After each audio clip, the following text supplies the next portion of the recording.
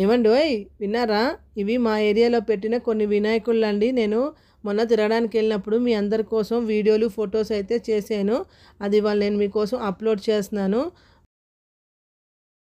ఇక్కడ కొన్ని పెండాల్స్ అయితే చాలా బాగా డెకరేట్ చేశారండి. అందులో ఇదొకటి. ఇక్కడ వెంకటేశ్వర స్వామి విగ్రహం అయితే పెట్టారు. ఇంత దగ్గర నుంచి వెంకటేశ్వర స్వామిని చూడగానే ఎంత హ్యాపీ అనిపించిందంటే, మనం తిరుపతి గుడిలో వెళ్ళినా ఎప్పుడు కూడా ఇలా చూడలేము. ఇక్కడైతే థీమ్ చాలా బాగుంది. అలా వినాయకుడు కూడా చాలా బాగున్నారు.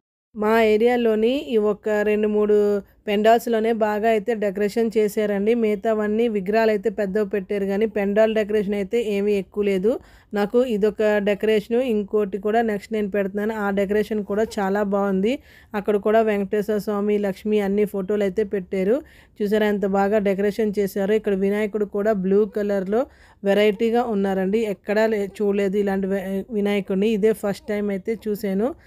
మరి మీకు ఈ వినాయకుల్లోని ఏ వినాయకుడు అన్నిటికంటే బాగా అనిపించిందో నాకైతే కామెంట్ చేసి చెప్పండి. అలాగే మీ ఇంటి దగ్గర ఎలాంటి వెరైటీ వినాయకులు పెట్టారో అది కూడా కామెంట్ అయితే చేసి చెప్పండి.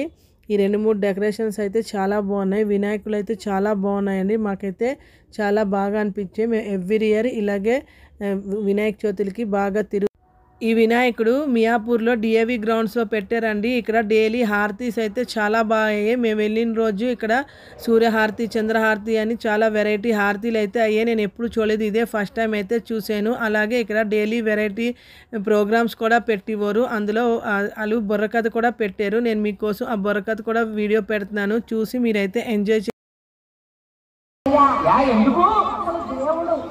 భగవంతుడు ఎక్కడున్నాయన ఇప్పుడు అంతా టీవీ సీరియల్ జనాలు కాదు. దేవుడు ఎక్కడున్నాడయ్యా అంటే ఈశ్వర సర్వభూతానాం హృదయశున విస్థితి రమయాన్ సర్వభూతాని అంతరులాని మాయయ్యా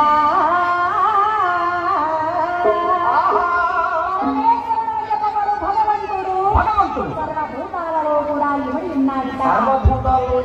అందరుడాడు మాయయ్య అంటే బొమ్మలాట వారు ఏ విధంగా అయితే బొమ్మలాడిస్తూ ఉంటారో ఏ విధంగా దేవాదేవుడు ఆ మహాదేవుడు ఆ పరమేశ్వరుడు మనల్ని కూడా ఒక బొమ్మల వలె ఆడిస్తున్నాడు. పెద్దలారా బొమ్మల్లా ఆడిస్తుంటారు దేవుడు. చూడండి, దేవుడు ఎక్కడున్నాడయ్యా అంటే ఒక నీటి ఎందు గాని, ఒక రాతి ఎందు గాని, ఒక కర్ర ఎందు గాని లేదండి.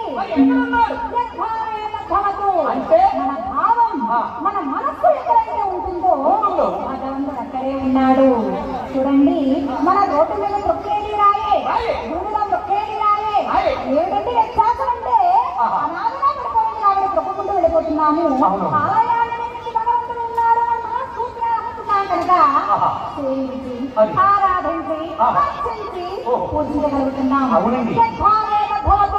మన భావం ఎక్కడైతే ఉంటుందో భగవంతుడు అక్కడే ఉన్నాడు. అటువంటి సర్వత్రైనటువంటి సదాశివుడు తనకి గౌరవాన్ని ఇవ్వలేదు అనేటువంటి క్రోధంతో దక్షుడు ఏం చేశాడండి? నిరీశ్వర యాగాన్ని చేశాడు.